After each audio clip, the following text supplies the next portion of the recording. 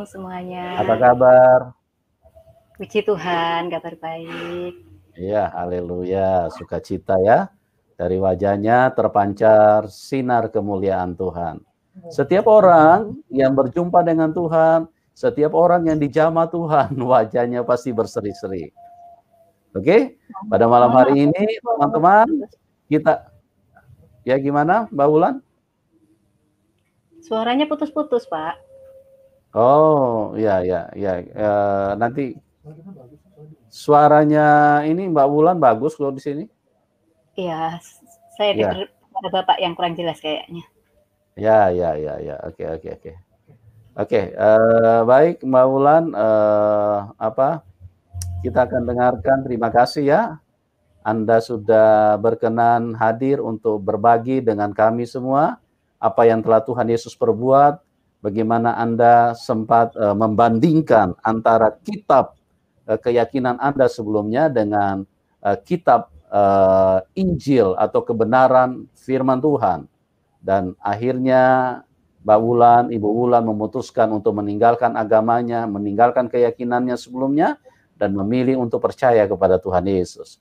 Baik teman-teman, jangan kemana-mana, stay tune, tetap di channel ini, karena Mbak Wulan akan membagikan kepada kita semua. Terima kasih ya Mbak Wulan sudah mau hadir, mau berbagi. Ya, sama-sama, Pak. Oke, puji Tuhan. Ya, waktu dan tempat kami serahkan kepada Anda. Silakan Anda ceritakan dari latar belakang, bagaimana dulu Anda di agama sebelumnya, sampai kemudian berjumpa dengan Tuhan Yesus. Silakan Mbak Wulan. Baiklah, terima kasih Pak atas kesempatan yang diberikan. Shalom semuanya, selamat malam. Puji syukur, saya sangat bersyukur ya malam hari ini diberikan kesempatan untuk boleh bersaksi tentang karya Tuhan di dalam kehidupan saya, di mana saya yang tadinya tidak mengenal Tuhan, kini saya diselamatkan oleh karena pengorbanannya di atas kayu salib, oleh karena iman kepadanya saja. Puji Tuhan ya, bersyukur sekali, saya sangat senang malam hari ini, sukacita karena boleh mengabarkan kabar baik buat semua yang mendengarkan atau mengikuti dari kesaksian ini. Sebelumnya perkenalkan, nama saya Wulan. Saya saat ini sudah berkeluarga. Saya berasal dari Kalimantan Timur ya, Kota Balikpapan, Kalimantan Timur, Kota Balikpapan. Latar belakang saya berasal dulunya dari agama Islam ya, saya dari Muslim. Seluruh keluarga saya juga Muslim ya. Ya memang keluarga saya bukan keluarga yang fanatik banget ya. Jadi kami seperti keluarga Muslim pada umumnya. Tapi bagaimanapun kami tetap memegang teguh akidah kami, akidah Islam. Kami melakukan apa yang dilakukan layaknya orang-orang Islam ya, sebagai bentuk kewajiban sebagai seorang pemeluk, seperti sholat ya. Saya ini waktu masih Islam, dari kecil saya dididik untuk selalu mengerjakan sholat, karena sholat itu adalah tiang agama. Saya juga dari kecil diajar untuk mengaji, karena mengaji itu tidak seperti orang-orang bayangkan, nggak bisa langsung Al-Quran, tapi harus dimulai dari Iqra ya. Jadi dari mulai anak-anak biasanya orang-orang Islam itu mendidik anaknya untuk mengaji, seperti itu. Saya saya melakukan ibadah Islam saya saat saya masih Muslim dulu. Saya berusaha untuk melakukan apa yang menjadi kewajiban saya. Saya berusaha untuk sebisanya itu tidak meninggalkan sholat ya, karena memang satu kali saja ditinggalkan itu berdosa. Saya berusaha untuk sebisa mungkin saya itu menjadi umat yang taat ya, karena memang jujur bagaimanapun saya itu ada ketakutan di dalam diri saya untuk memikirkan kehidupan saya setelah saya mati nanti. Ada ketakutan akan neraka gitu ya.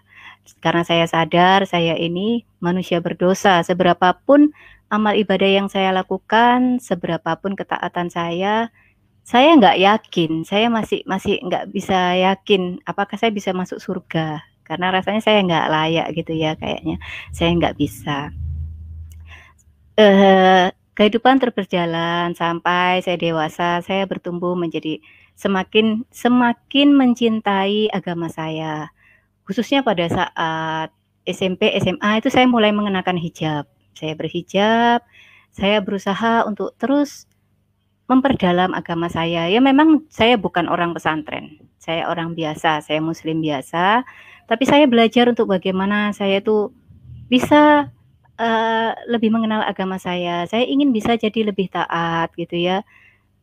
Saya semakin sering ikut pengajian, dengarkan tausiah ya, itu yang saya lakukan. Bahkan pada waktu SMA itu semakin dalam rasa cinta saya akan agama saya. Saya punya keinginan untuk bisa berislam secara kafah. Jadi arti kafah itu artinya keseluruhan. Di sana saya mulai berhijab dengan hijab syar'i. Jadi jilbab yang benar-benar panjang, yang hanya wajah dan telapak tangan saja yang terlihat. Saya mulai semakin sering, masa muda saya saat itu saya gunakan untuk hal-hal yang rohani, ikut pengajian, dengarkan ceramah, seperti itu ya. Ya sholat, jadi saya bahkan saya itu saking saya ingin melaksanakan ajaran-ajaran Islam. Jadi saya itu sampai pernah dulu waktu masih remaja itu, saya itu nggak pernah yang namanya pacar-pacaran. Saya itu nggak menikmati masa muda itu nongkrong-nongkrong atau jalan ke sana kemari dengan teman-teman saya. Jadi saya gunakan untuk pergi ke pengajian seperti itu ya. Ya saya hanya sholat seperti itu. Terus dan semakin semakin saya menjalani kehidupan Islam saya, semakin tumbuh rasa bangga saya terhadap agama saya. Karena saat itu saya berpikir bahwa agama saya adalah agama yang paling sempurna, agama yang diridhoi, satu-satunya agama yang diridhoi Allah ya. Jadi satu-satunya agama yang diakui. Saya bangga karena begitu banyaknya agama di dunia ini, hanya agama saya yang diridhoi. Saya berpikir agama saya adalah yang terbaik dan saya sangat cukup bangga.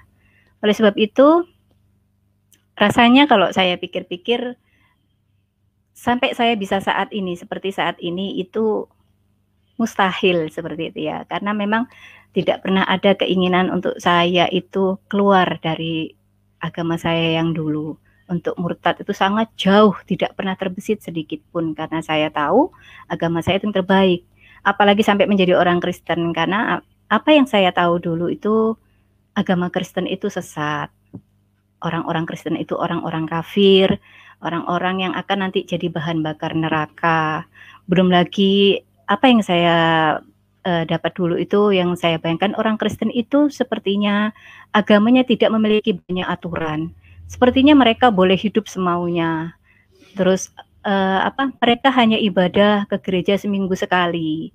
Mereka hanya beribadah, hanya bernyanyi-nyanyi. Jadi sebatas itu yang saya tahu dulu tentang kekristenan. Jadi memang kalau saya ingat kehidupan saya dulu waktu masih muslim rasanya mustahil ya. Sekali lagi memang ini bukan karena kesalahan saya, tapi karena Tuhan yang mengaruniakan saya keselamatan. Saya dipilih bukan karena saya layak, tapi karena memang Tuhan mengaruniakannya.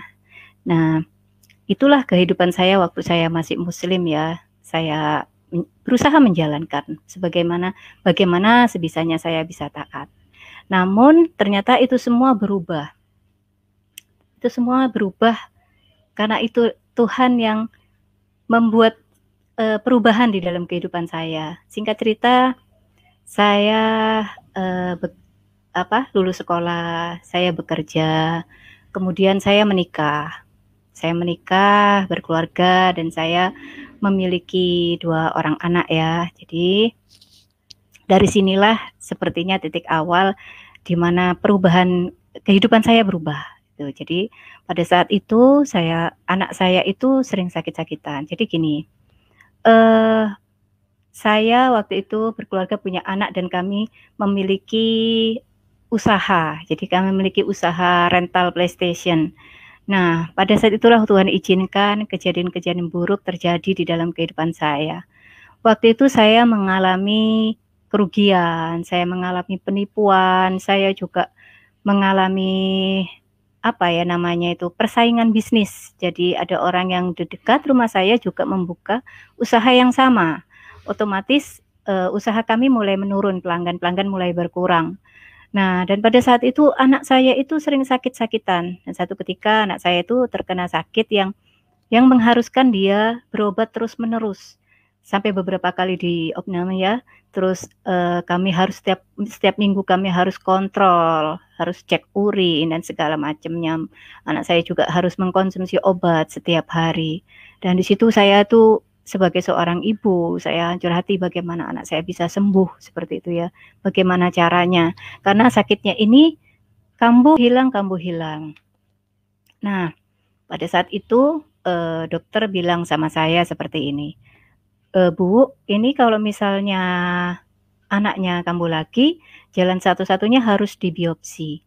Nah, pada saat itu, di Balikpapan itu tidak ada dokter spesialis ginjal anak. Jadi, yang ada di Surabaya. Jadi dokter menyarankan saya untuk berobat di Surabaya. Nah, pada saat itu kan rumah saya di Balikpapan untuk berobat dan ke Surabaya, ongkos transport apa itu membutuhkan biaya yang banyak. Sementara kehidupan kami mulai terpuruk ya. Dan bukan satu kebetulan di saat itu orang tua dari suami saya yang perempuan, jadi mertua saya itu yang ada di Pulau Jawa, di salah satu kota di Pulau Jawa itu meninggal dunia. Nah, karena mertua saya tinggal yang laki-laki, jadi mertua saya ini tidak ada orang yang menemani karena anaknya jauh-jauh semua ya. Akhirnya saya dan suami memutuskan bagaimana kalau kita pindah aja ke kota mertua, karena kebetulan kota mertua saya ini dekat dengan Surabaya. Nah, jadi saya berpikir ini akan lebih mudah. Selain menghemat biaya untuk berobat, kami juga bisa menjaga orang mertua saya gitu. Kami bisa menjaga orang tua dengan baik gitu ya. Singkat cerita, akhirnya kami memutuskan untuk pindah ke rumah mertua saya. Nah, perlu diketahui saudaraku bahwa mertua saya ini seorang Kristen, gitu ya. Tapi pada saat itu saya tetap memegang akidah saya. Itu tidak berpengaruh buat saya sekalipun mertua saya seorang yang Kristen. Jadi kami satu rumah, kami bertoleransi, kami masing-masing menjalankan agama kami, keyakinan kami. Waktu saya sholat, beliau itu beribadah ya, beliau bersaat teduh sendiri di kamarnya. Kalau saya ngaji, beliau itu memuji Tuhan. Jadi saya melihat bahwa mertua saya melihat sosok Kristen yang secara real, secara kehidupan sehari nyata itu adalah di kehidupan mertua saya. Karena selama ini saya kan nggak pernah kumpul dengan orang Kristen seperti apa. Saya melihat sosok mertua saya ini adalah Kristen yang taat. Beliau adalah orang yang sabar, beliau hampir tidak pernah marah, bahkan kalaupun marah, beliau tidak pernah bernada tinggi dan berkata kasar. Saya lihat luar biasa kehidupan beliau sebagai seorang Kristen. Beliau meskipun sudah tua, sudah cukup sepuh ya, tapi beliau tetap rajin beribadah, rajin ke gereja, hampir tidak pernah ketinggalan. Mungkin hanya kalau sakit nggak bisa datang. Beliau juga di rumah selalu bersaat teduh, bahkan kalau saya sholat itu beliau jam 4 sudah bangun. Jadi sebelum saya sholat subuh, beliau itu sudah bangun, sudah berdoa sendiri. Beliau juga selalu memuji Tuhan, selalu lihat berdoa. Jujur saya kagum ya lihat kehidupan beliau. Dari situlah ya, jadi beliau juga sering mengadakan persekutuan ya di rumah. Jadi pada saat itu saya sebagai mertua, saya sebagai menantu itu membantu untuk menyediakan makanan seperti itu ya. Tapi saya nggak ikut, saya memang tidak tertarik sama sekali, tidak pernah terbesit sama sekali untuk saya ikut kegiatan agama beliau. Saya hanya menyediakan seperti itu. Saya hanya lihat, oh ternyata gitu ya ibadahnya orang Kristen ya, nyanyi-nyanyi, kemudian dengar kayak khotbah seperti itu ya. Oh mereka bersukacita gitu ya, bertepuk tangan, puji Tuhan. Dan saya lihat orang-orang itu begitu ramah-ramah, baik-baik seperti itu ya. Dan mereka tidak pernah mempengaruhi saya. Bahkan pada saat orang tua sakit, teman-teman beliau dari gereja itu datang mendoakan. Saya lihat begitu luar biasa kepedulian dengan sesamanya seperti itu. Singkat cerita kami kami satu rumah selama 2 tahun. Akhirnya saya melihat hal yang berbeda, dan itu membuka pikiran saya. Saya melihat ternyata kekristenan ini luar biasa ya. Nah, pada saat itu mertua saya meninggal ya. Mertua saya yang laki-laki itu meninggal. Dan di situ saya mulai berpikir, saya jujur jadi penasaran dengan kekristenan. Karena saya berpikir begini, setiap kita ini jujur, kita ini hanya beragama itu karena keturunan ya. Setiap kita kebanyakan itu hanya mewarisi keyakinan dari orang tua kita.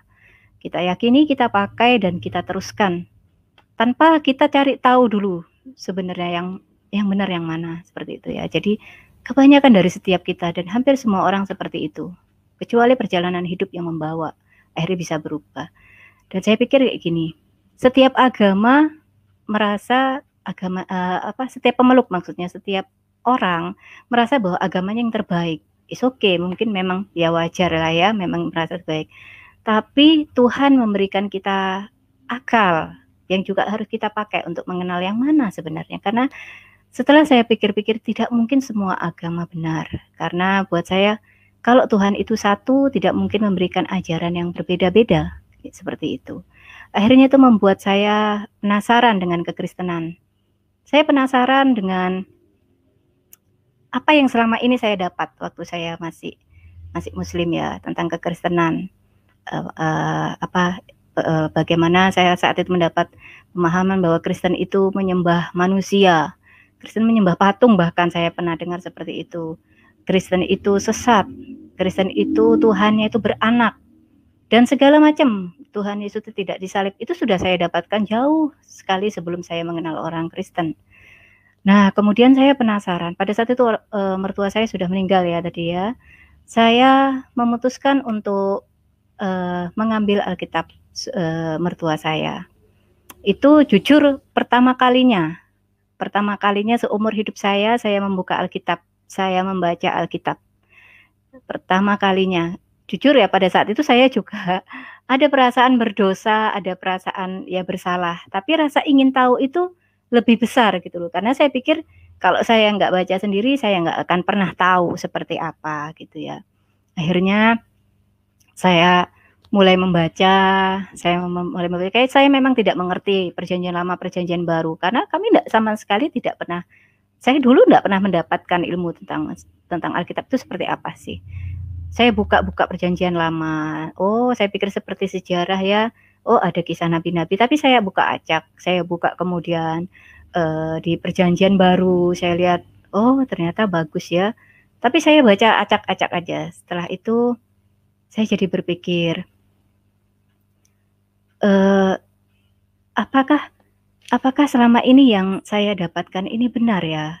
Akhirnya dari situ saya mulai penasaran untuk terus mencari tahu. Saya sholat, saya tetap menjalankan ibadah saya. Saya nggak meninggalkan ibadah saya sebagai seorang Islam. Saya hanya, waktu saya membaca Alkitab, saya hanya penasaran, jujur. Bukan niat untuk menjadi orang Kristen sama sekali. Saya hanya penasaran, saya ingin tahu. Terus besoknya saya baca lagi, terus saya baca lagi. Begitu saya singkat cerita, saya baca, ternyata saya lihat Alkitab ini ternyata luar biasa. Karena Alkitab ini begitu detail gitu loh. Di Alkitab lah saya bisa tahu, khususnya di perjanjian lama ya, saya bisa tahu kisah nabi-nabi yang selama ini yang saya dengar itu hanya sepenggal-sepenggal, jadi tidak lengkap. Dari perjanjian lama ini saya begitu mengerti, bahkan silsilah apa itu begitu lengkap dijelaskan. Dan dari perjanjian baru, dari situ saya melihat, wah luar biasa ya, banyak kata-kata bijak. Di perjanjian lama di Amsal itu banyak kata bijak juga. Di perjanjian baru saya lihat kayak seperti ada kata-kata motivasi. Seperti saya buka, saya setiap hari membaca Alkitab gitu. Saya usahakan, meskipun saya nggak mengerti, saya baca. Perlahan saya mulai mengerti bahwa Alkitab ini tidak seperti apa yang saya bayangkan sebelumnya, sebelum saya mengenal kekristenan ya, waktu saya Muslim. Kok tidak seperti apa yang saya bayangkan ya, kan katanya Alkitab palsu, tapi saya nggak tahu seperti apa sih palsu kitab itu, seperti itu. Saya lihat ternyata luar biasa gitu. Apalagi setelah saya baca, saya jadi tahu tentang karena tujuan saya memang membaca Alkitab itu saya ingin mencari tahu, mencari jawaban atas segala pertanyaan-pertanyaan yang dulu saya dapatkan itu. Apakah benar Tuhan Yesus, maaf ya, dulu saya menyebutnya Nabi Isa. Apakah benar dia itu Tuhan menurut Alkitab? Jadi saya cari tahu di situ, dan di situ saya melihat, saya mendapatkan jawaban bahwa dari Alkitab itu saya melihat rentetan peristiwa bagaimana dari silsilah Yesus, dari perbuatan-perbuatan Yesus bermukjizat, dan bagaimana peristiwa mulai dari dia bersama orang Yahudi yang tidak suka dengan dia, sampai dia disalibkan, sampai kemudian dia mati dan dibangkitkan. Dari situ saya mulai berpikir, loh, ternyata di Alkitab ini dituliskan jelas bahwa memang Yesus itu disalibkan, sementara yang saya tahu dulu tidak disalibkan seperti itu. Dan saya baca, setelah saya pahami, ternyata orang Kristen itu tidak menyembah 3 Tuhan, apalagi menyembah patung. Itu tidak sama sekali, dan itu benar-benar salah. Itu yang membuka pikiran saya, jadi saya berpikir gini, ini yang mana yang benar, saya pikir seperti itu. Karena buat saya fatal, karena gini, bagaimana mungkin kitab saya yang dulu mengatakan hal yang berbeda dengan Alkitab. Bagaimana mungkin kitab saya yang dulu itu menyangkali Alkitab yang turun jauh lebih lama. Yang saya tahu seperti ini, yang saya tahu dulu waktu saya masih Islam, bahwa bahwa Injil, Taurat, Zabur ya, atau kita sebut Mazmur ya, dan juga Al-Quran, itu semua adalah firman Allah. Itu artinya firman atau kata-kata yang berasal dari Tuhan, yang diturunkan kepada nabi-nabinya, yang dibawa oleh nabi-nabinya, seperti itu. Nah, mengapa kok berbeda gitu loh, antara kita disuruh mengimani, kita disuruh mempercayai, tapi kenapa kok berbeda antara Alkitab dengan Al-Quran? Kenapa Tuhan bisa menjadi berbeda? Di satu sisi waktu Injil, Tuhan berkata bahwa Nabi Isa itu atau Yesus itu disalib. Ini pemahaman saya dulu. Kemudian kok di Al-Quran kok tidak disalibkan? Kenapa kok berbeda? Saya berpikir ini something wrong gitu ya. Ada yang salah pasti seperti itu. Saya pikir karena Tuhan tidak mungkin plan seperti itu loh. Bagaimana Tuhan tidak mengetahui kejadian sesungguhnya seperti itu. Saya berpikir seperti itu. Kemudian terus saya berusaha untuk terus mencari tahu, dan saya juga membaca ya di Alkitab ini. Saya mulai melihat bahwa apa yang dulu dikatakan itu semua tidak benar. Jadi Tuhan Yesus memang benar. Jadi Tuhan Yesus intinya memang disalib. Sementara Nabi Isa bilang itu diangkat. Jadi saya menjadi bingung, ini yang mana yang benar, seperti itu. Akhirnya saya berdoa. Saya tetap sholat, saya berdoa. Bagaimana mungkin? Saya jujur bimbang ya. Saya bingung mana yang benar, Islam atau Kristen. Saya pikir seperti itu. Karena selama ini saya mendapatkan pemahaman bahwa Yesus itu tidak disalib, bahwa Yesus itu bukan Tuhan. Tetapi ketika saya membaca Alkitab, saya bisa melihat bahwa banyak sekali ayat-ayat yang menyatakan bahwa Yesus itu adalah memang Tuhan gitu. Banyak sekali ayat-ayat yang menyatakan hal itu. Nah, jadi saya bingung. Kalau memang benar kata orang bahwa Alkitab dipalsukan, tapi saya tidak pernah mendapat jawaban yang mana yang dipalsukan, dan bagaimana mungkin Tuhan tidak bisa menjaga firman-Nya gitu loh. Kalau memang maaf, Al-Quran itu katanya menyempurnakan, tapi saya berpikir, loh kenapa? Apakah firman-Nya yang dulu itu tidak sempurna sehingga harus disempurnakan lagi? Bagaimana mungkin Tuhan tidak bisa menjaga kitabnya seperti itu? Nah, dan ini lagi yang saya ketahui sejak saya mulai mulai mempelajarinya, bahwa yang saya tahu dulu itu Injil itu diturunkan, karena memang ada ya di Al-Quran itu, saya lupa ayatnya di mana, bahwa Tuhan menurunkan Injil kepada Nabi Isa, kan, Al-Quran kepada Muhammad, seperti itu. Al-Quran kepada Muhammad. Nah, setelah saya mempelajari Alkitab, saya jadi tahu bahwa itu tidak benar gitu loh. bahwa Injil itu bukan diturunkan. Justru Injil itu yang tulis itu adalah murid-murid Yesus sendiri, murid-murid Tuhan Yesus sendiri. Jadi bahkan Injil itu menceritakan tentang Tuhan Yesus gitu loh. Injil itu adalah Yesus, kabar baik itu, seperti itu. Dan di Alkitab ini bukan hanya terdapat Injil. Dari sini justru setelah saya membaca Alkitab dan saya mulai menggali ya, saya nonton kesaksian, saya nonton khotbah-khotbah. Saya mulai tahu bahwa ternyata di Alkitab ini, saya itu nggak tahu, ternyata di Alkitab itu juga ada Taurat. Jadi perjanjian lama itu saya baru tahu. Jadi seumur-umur saya waktu masih Islam, saya disuruh mempercayai bahwa dulu ada diturunkan namanya Taurat, Injil, dan Zabur. Saya tapi enggak tahu, disuruh mempercayai tapi saya enggak pernah tahu gitu loh. Dan dari sini saya baru tahu bahwa oh ternyata Taurat itu ada di sini, ada di Alkitab ini. Alkitab ini lengkap, bukan hanya Injil, tetapi juga ada Taurat, ada Mazmur, dan banyak sekali gitu. Gitu ya, seperti itu. Nah dari situ itu membuka pikiran saya. Jujur saya mulai lebih tertarik lagi ke Kristenan ya. Singkat cerita saya mulai sedikit meragukan agama saya ya.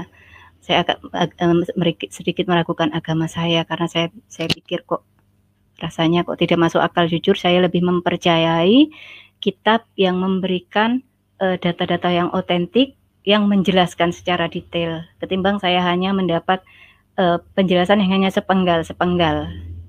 Setelah itu saya disuruh mempercayai tanpa saya mencari tahu.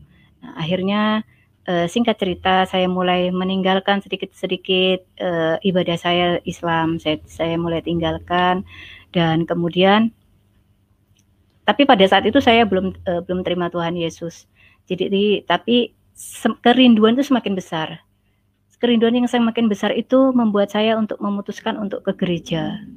Meskipun saya tinggalkan tapi kadang-kadang masih sholat gitu ya, masih kadang sholat karena masih ada ketakutan untuk meninggalkan perintah itu gitu ya. Saya masih kebayang-bayang neraka seperti itu ya.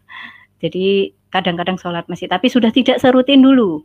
Nah waktu sholat itu saya berdoa, saya minta petunjuk sama Tuhan. Tuhan kalau memang Islam ini yang benar, kuatkan iman saya. Tapi kalau memang Kristen itu yang benar, mudahkan saya buat belajar. Nah setiap kali saya berdoa, tapi hari ke hari justru ada kerinduan yang besar. Ada kerinduan yang besar untuk saya semakin mempelajari kekristenan. Akhirnya saya memutuskan untuk ke gereja. Saya memberanikan diri untuk ke gereja. Dari sanalah akhirnya saya tahu yang namanya di dalam gereja itu seperti apa. Ketika saya masuk ke gereja itu pertama kali, jujur ya, saya itu merasakan, dulu saya tidak tahu namanya hadirat Tuhan seperti apa, tapi pada saat itulah saya itu merasakan hadirat Tuhan yang luar biasa. Saya merasakan hal yang berbeda ketika saya masuk gereja. Apalagi ketika puji-pujian dinaikkan, pujian penyembahan dinaikkan. Saya itu bisa tiba-tiba itu nangis, air mata saya itu mengalir dengan deras, saya mengalir. Saya tidak mengerti kenapa. Hanya saja pada saat itu saya merasakan bahwa ada perasaan, berbagai macam perasaan yang berkecamuk di dalam diri saya. Saya merasa tidak berharga, saya merasa orang berdosa, saya merasakan sangat rindu ingin dekat dengan Tuhan. Saya tapi juga merasakan seolah-olah Tuhan ada bersama saya. Segala macam itu semua saya rasakan. Itu membuat saya terus menangis dan ada kerinduan yang besar untuk minggu depan saya datang lagi. Akhirnya saya datang lagi minggu terus seperti itu. Sampai satu ketika, tapi jujur ya, meskipun seperti itu saya belum sepenuhnya yakin 100% dengan kekristenan. Jadi saya masih bimbang. Jujur itu membuat pada saat itu perasaan saya itu benar-benar galau ya. Saya itu rasanya kepala saya mau meledak karena saya bingung mana yang benar. Karena buat saya seperti ini. Karena ini berkaitan dengan hidup mati saya, berkaitan dengan nasib saya di kekalan. Karena menurut saya, apa yang kita percaya di dunia ini, itu akan berdampak nanti di kekekalan. Kalau kita mempercayai hal yang salah saat ini, maka kita akan menerima konsekuensinya nanti di kekekalan. Dan saya nggak mau berada di tempat yang salah seumur hidup dan abadi, di tempat yang mengerikan buat saya, seperti itu ya. Dan itu yang cukup sangat membuat saya bingung. Saya harus seperti apa gitu ya. Nah pada saat itu singkat cerita ada KKR ya.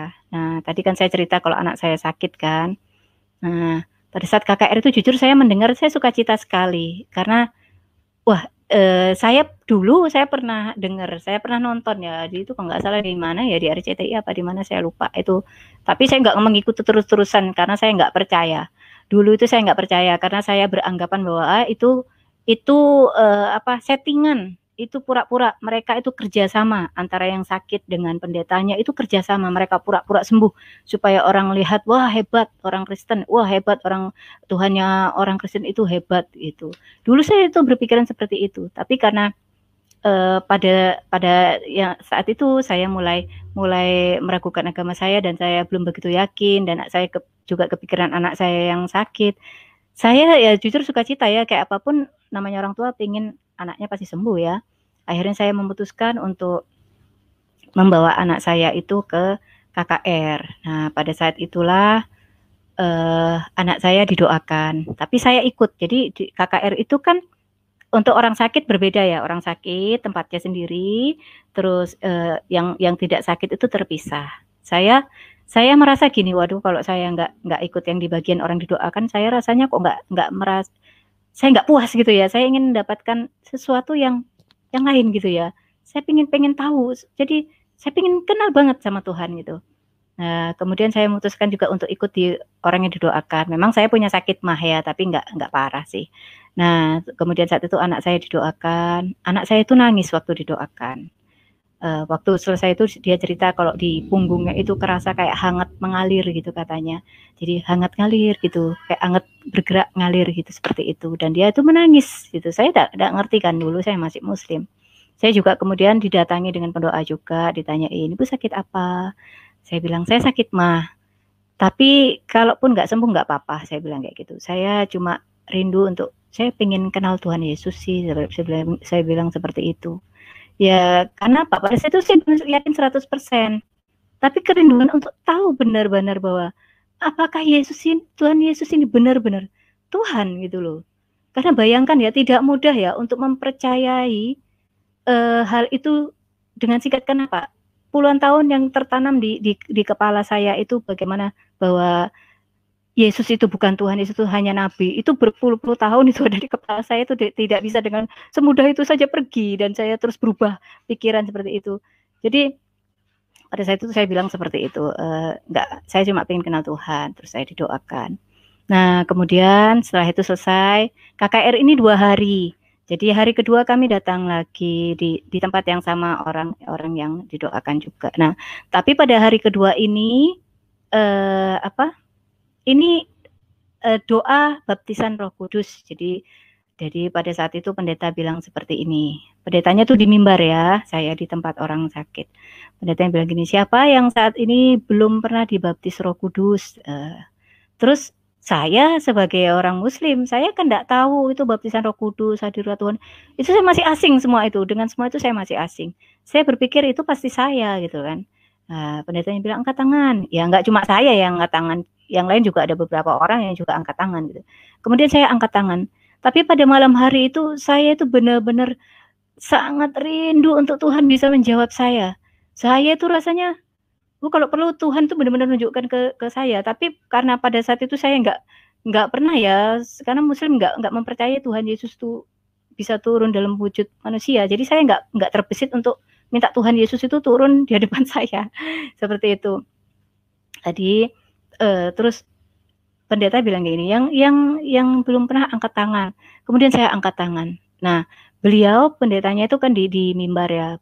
Beliau doa, saya doa sendiri dan ini nggak ada orang yang mendoakan saya, saudaraku. Jadi tidak ada orang yang tumpang tangan sama saya. Saya doa sendiri, pada saat itu saya berdiri, saya doa sendiri, saya cuma bilang gini, dengan penuh kerinduan, dengan benar-benar harap kalau untuk Tuhan jawab saya cuma bilang gini, "Tuhan," saya bilang seperti itu. Saya nggak panggil Tuhan Yesus karena saya waktu itu belum sepenuhnya percaya. "Tuhan, kalau memang Yesus itu adalah Tuhan," saya bilang seperti itu, "tunjukkan mukjizat-Mu malam hari ini. Saya mau percaya," saya bilang gitu. "Tunjukkan mukjizat-Mu malam hari ini." Dan puji Tuhan saat itu saudaraku, Tuhan menjawab doa saya. Waktu saya berdoa, itu saya rebah. Setelah saya rebah, Saat itu saya merasakan lawatan Tuhan. Saya enggak ngerti ya, setelah saya Kristen saya tahu bahwa itu ternyata lawatan Tuhan. Saya itu ya, badan saya dari ujung kepala sampai ujung kaki saya itu terasa dingin sekali, bukan dingin orang sakit ya, tapi dingin yang begitu sejuk seperti apa ya, kalau diibaratkan mungkin kayak disiram air es atau mungkin di salju ya, pokoknya dingin, seumur hidup saya tidak merasakan hal yang seperti itu. Tapi bukan dingin orang sakit, karena dingin orang sakit gak mungkin dengan tiba-tiba hilang. Itu saya dingin sekali, tiba-tiba saya menerima karunia bahasa roh. Waktu itu saya nggak paham kalau itu bahasa roh. Jadi tiba-tiba mulut saya bergetar sendiri. Bergetar-getar, terus saya agak bingung gitu kan. Tapi saya dalam keadaan sadar, saya nggak pingsan terus lupa ingatan, enggak. Tapi saya tidak bisa, seperti saya sudah tidak bisa mengontrol diri saya. Dan itu saya baru tahu kalau itu saya dipenuhi oleh roh gitu ya, oleh Roh Kudus. Nah, pada saat itu saya dibopong. Jadi ada orang yang menghampiri saya, itu sepertinya pendoa-pendoa ya, menghampiri saya dan memindahkan saya ke ruang yang tersendiri. Jadi ruang untuk orang-orang didoakan. Di situ saya didoakan. Setelah didoakan, kemudian saya tanya, "Saya kenapa?" Saya bilang seperti itu. "Oh, enggak apa-apa, Mbaknya itu dilawat Roh Kudus." Terus saya bilang, "Berarti saya sudah percaya, berarti saya sudah diterima Tuhan Yesus." Saya bilang seperti itu. "Iya, Mbaknya kalau Mbaknya percaya, Mbak sudah terima Tuhan Yesus. Terus sekarang saya harus apa?" kata saya. Terus ini, "Ya sama seperti orang Islam ada syahadat, kalau kita itu baptis," katanya dia seperti itu. Nah, kemudian dari situlah, setelah itu saya pulang kan, saya baru tahu ternyata baptisan Roh Kudus itu juga tidak semua orang mendapatkan, dan pada saat itu saya mendapatkan. Dari situlah saya mulai berpikir, apalagi yang saya cari? Tuhan sudah menjawab. Segala pertanyaan tentang kekristenan saya sudah mendapatkannya gitu loh. Saya sudah mendapatkan jawaban dari Alkitab. Dan apalagi yang terjadi, yang saya alami, saya mendapat mukjizat ya. Dan anak saya sembuh ya, saya lupa cerita. Anak saya sembuh dan saya mendapat karunia bahasa roh ya. Karunia dari Roh Kudus. Itu yang membuat saya yakin, apalagi yang saya tunggu-tunggu lagi. Apalagi membuat saya ragu untuk terima Tuhan Yesus.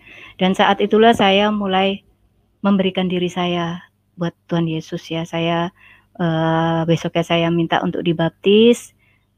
Kemudian akhirnya saya komitmen sama Tuhan untuk saya benar-benar hidup di dalam Tuhan. Saya mau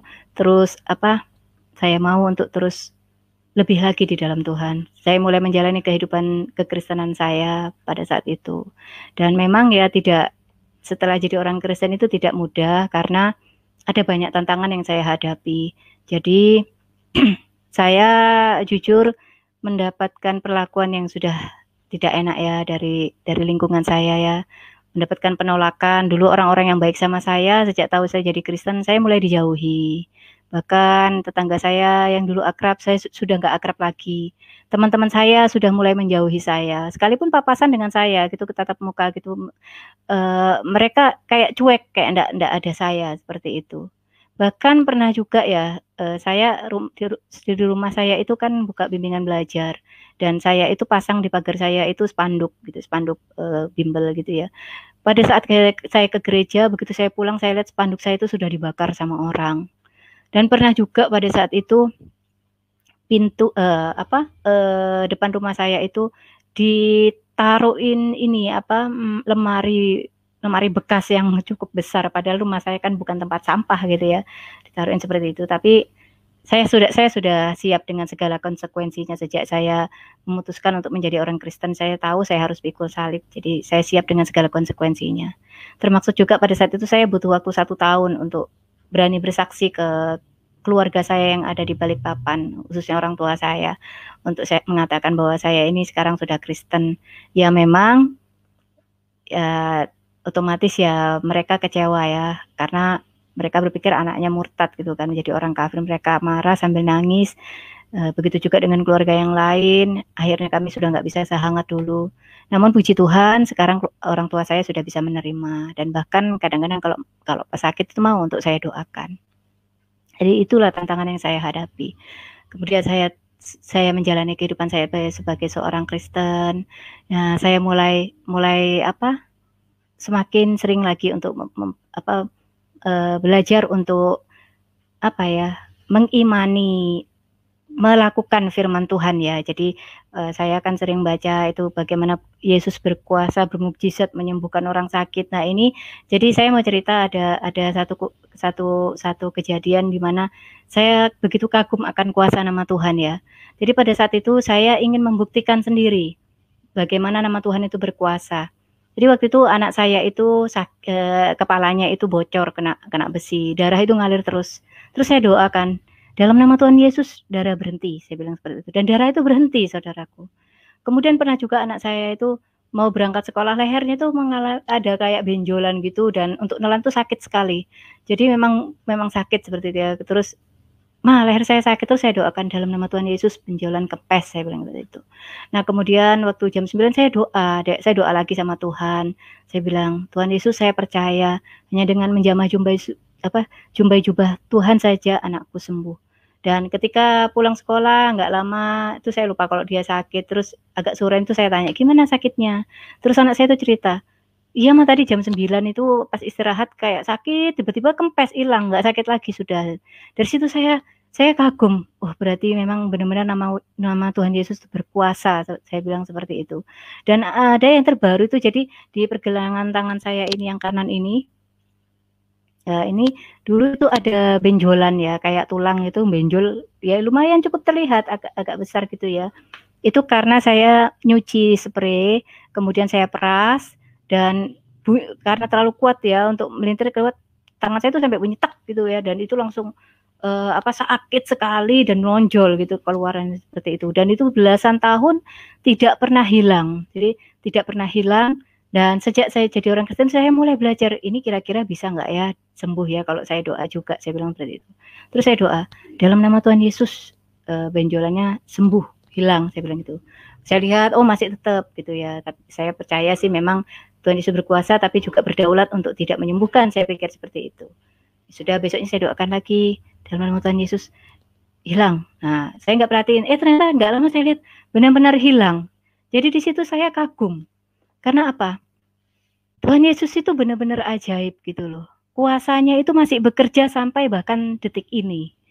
Mukjizat-mukjizatnya itu masih terjadi bahkan sampai detik ini. Di dalam kekristenan ini saya mengalami kehadiran Tuhan Yesus di dalam hidup saya itu mengubahkan banyak hal. Saya memiliki cara pandang yang berbeda sejak saya di dalam Tuhan Yesus. Dan dari Alkitab sinilah saya jadi mengenal seperti apa karakter Tuhan, seperti apa karakter Yesus itu, bagaimana isi hatinya. Itu saya bisa tahu dari sini semua. Saya bisa lihat. Dan saya kagum dengan ajaran kasih yang Tuhan Yesus ajarkan ya buat kita. Perintahnya yaitu, kasihlah Tuhan Allahmu dengan segenap hatimu, segenap jiwamu, segenap akal budimu, dan kasihlah sesamamu manusia seperti dirimu sendiri.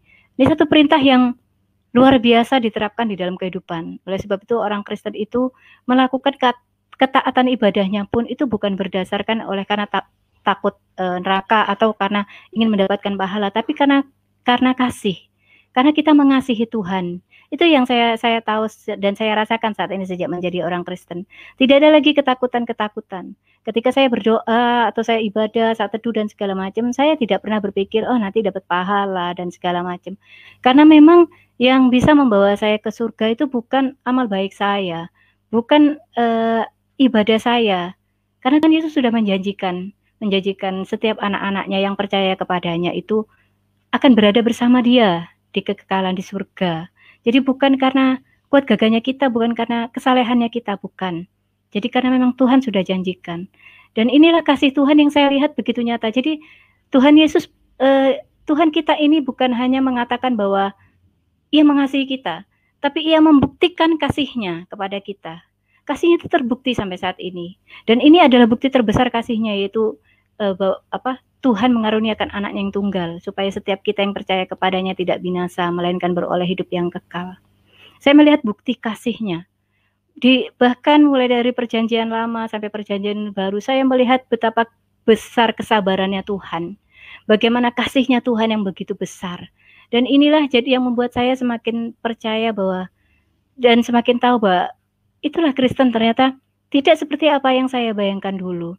Saya jadi mengerti kenapa orang Kristen itu sekalipun dihina, dicaci, seringkali dipersekusi, gerejanya dibakar, dibom, bahkan ada yang dipenggal, tapi tidak pernah demo sampai berjilid-jilid atau kembali membalas dengan hal yang sama.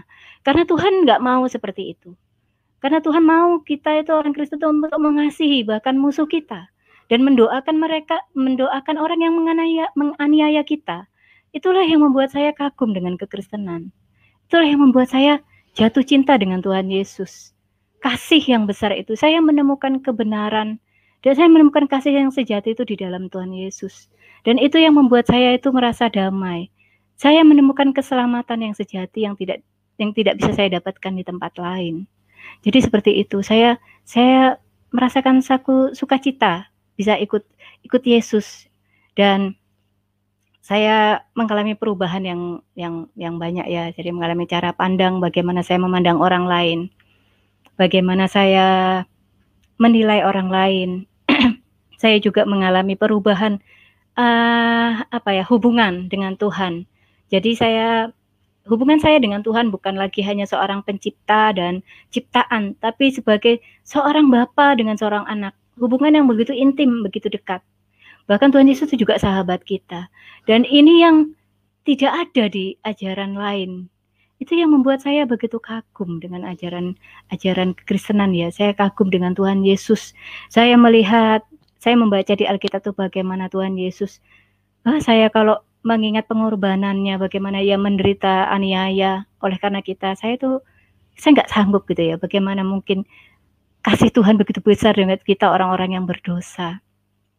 Seperti itu. Saya pun mengalami perubahan. Saya sejak jadi Kristen saya tidak bisa membenci orang. Mungkin kalau saya marah, saya hanya marah sesaat. Tapi tidak bisa membenci. Karena apa? Roh Kudus yang ada di dalam hati saya itu tidak bisa membuat saya tenang dan damai. Hati saya akan terobak-abrik rasanya. Saya tidak akan bisa damai kalau saya bisa sampai membenci orang lain. Firman Tuhan akan terus mengingatkan saya untuk terus mengasihi, mengampuni. Dan itulah banyak sekali perubahan-perubahan yang saya alami di dalam kehidupan saya. Dan sejak saya jadi Kristen itu kerinduan saya yang besar tuh untuk bagaimana saya bisa melayani Tuhan, bagaimana saya bisa memuliakan Tuhan. Jadi saya kagum karena Tuhan orang Kristen itu bukan hanya tentang bagaimana ia memberikan hukum-hukumnya saja, hanya menojorkan neraka dan surga, tapi bagaimana dia hadir dalam kehidupan kita, bagaimana kita bisa dapat memiliki hubungan yang begitu intim dengan dia. Jadi itulah yang saya alami. Saya merasa berbeda sejak saya menjadi orang Kristen. Saya sangat merasa berbeda, menjalani kehidupan yang berbeda. Memang sekalipun kita ikut Tuhan Yesus, bukan berarti tidak terjadi masalah sama sekali. Bukan berarti semuanya dapat berjalan dengan lancar. Tapi Tuhan Yesus berjanji untuk menyertai kita. Dan itu saya merasakan mukjizat dan pertolongan itu terjadi berulang kali di dalam kehidupan saya. Tuhan yang memampukan saya untuk menjalani kehidupan ini. Bersama Dia, saya kuat gitu loh. Bahkan di dalam kelemahan, saya bisa melihat bagaimana Tuhan menolong saya. Dia nggak pernah terlambat. Dia selalu tepat waktu. Dan janji-janjinya yang tertulis di firman Tuhan itulah yang terus menguatkan diri saya untuk menjalani kehidupan ini. Jadi seperti itulah yang saya alami sejak saya menjadi Kristen, dan inilah perubahan hidup saya. Saya bersyukur sekali karena saya adalah orang yang beruntung ya, karena bukan karena saya saleh. Saya tahu banyak orang yang lebih saleh dari saya, banyak orang yang lebih taat dari saya. Saya tahu saya banyak dosa, tapi Tuhan mau menyelamatkan saya. Semuanya karena kasih karunia. Bukan saya yang memilih Tuhan, tapi Tuhan yang memilih saya. Ya, demikianlah kesaksian yang bisa saya bagikan, Pak. Kiranya kesaksian ini boleh memberkati kita semua. Terima kasih, Tuhan Yesus memberkati. Haleluya, puji Tuhan, luar biasa sekali. Ya, jadi teman-teman di dalam Tuhan Yesus, sesuatu yang bukan hanya tertulis di dalam buku, tetapi apa yang tertulis di dalam buku itu adalah sesuatu yang dinyatakan lewat kehidupan setiap manusia. Jadi itu menunjukkan bahwa itu bukan cerita dari generasi ke generasi, tapi itu adalah Tuhan yang hidup, yang berkuasa, yang sempurna, dan hadir menyatakan dirinya kepada setiap generasi. Dan di sini menunjukkan bahwa Dia adalah Tuhan yang sesungguhnya. Dari generasi ke generasi boleh mati, tapi Tuhan Yesus tetap sama. Karena Dialah pencipta, Dialah yang kuasa, Dialah yang kekal, ya. Tidak ada yang sekelasnya Nabi terus kemudian setiap 10 tahun dia muncul satu kali, atau sekelas Rasul setiap 3 tahun dia muncul satu kali. Tidak ada, itu hanya manusia. Kalau hanya berkapasitas manusia, dia tidak akan pernah bisa hadir menyatakan diri kepada manusia yang lain. Tapi Tuhan Yesus benar-benar Dia adalah the mighty God, Dia adalah yang berkuasa, Dia adalah Alfa dan Omega, Dialah yang awal, Dia yang akhir, Dialah yang menguasai, Dialah yang memegang kendali seluruh hidup manusia. Jadi nyata sekali, tidak bisa dibantah, tidak bisa disangkal, tidak bisa dipungkiri bahwa Dia adalah Tuhan yang sangat real, ya. Bukan hanya kepada pendeta, bukan hanya kepada 100 orang, tapi siapapun yang mau buka hati dan menerima Dia, maka Tuhan Yesus akan menghampiri dan menyatakan dirinya. Dari setiap narasumber semuanya merasakan bahwa Tuhan Yesus itu nyata, ya, dan mengalaminya secara real. Ya, saya sebagai hamba Tuhan pun sama, dan hamba-hamba Tuhan lain pun sama. Karena kami bukan hanya mempercayai cerita orang tua. Kami bukan hanya mempercayai cerita pendeta. Apalagi kami cuma mempercayai apa yang tertulis di dalam Alkitab. Apalagi cuma hanya disuruh-suruh bersaksi, ayo bersaksi. Bersaksi tentang Tuhan Yesus. Aku percaya bahwa Yesus adalah Tuhan. Tidak, ya. Kalau hanya disuruh-suruh kayak begitu, itu Tuhan yang palsu itu. Kami tidak pernah menyaksikan, kami tidak pernah merasakan, kami tidak pernah melihat. Bagaimana kami bisa bersaksi? Kalau kami merasakan, kami melihat, nah inilah baru kesaksian kebenaran, kesaksian yang benar. Kami bersaksi karena kami melihat, kami merasakan. Dan Dia adalah sesuatu yang nyata, bukan hanya tertulis, ya.